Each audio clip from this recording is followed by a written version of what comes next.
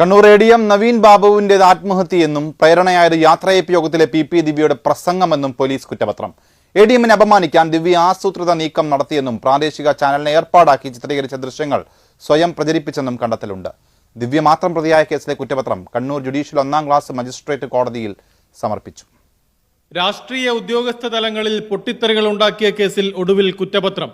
കഴിഞ്ഞ വർഷം October 15-ന് Kannur ADM ആയിരുന്ന നവീൻ ബാബു സർക്കാർ ക്വാർട്ടേഴ്സിൽ ജീവനൊടുക്കിയ സംഭവം.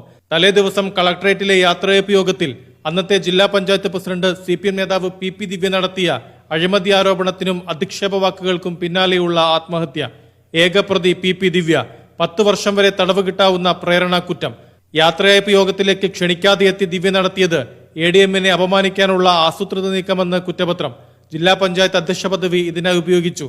ജില്ലാ കളക്ടറെ ബന്ധപ്പെട്ട് യാത്രയയപ്പ് യോഗത്തിന്റെ വിവരമെടുത്തു. ദൃശ്യം ചിത്രീകരിക്കാൻ പ്രാദേശിക ചാനലിനെ ഏർപ്പാടാക്കി.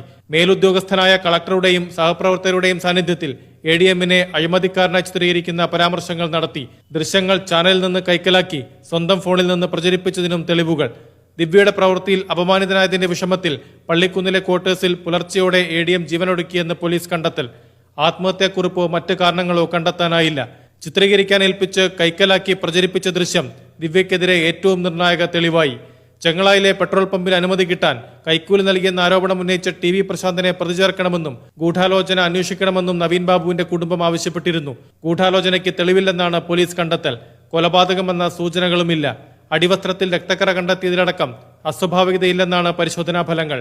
മുഖ്യമന്ത്രിക്ക് നൽകിയെന്ന് പ്രചരിപ്പിച്ച വ്യാജ പരാതിയുടെ ഉറവിടവും കൈക്കൂലി ആക്ഷേപത്തിന്റെ യാഥാർത്ഥ്യവും പോലീസ് അന്വേഷണ പരിധിയിൽ ഉണ്ടായില്ല.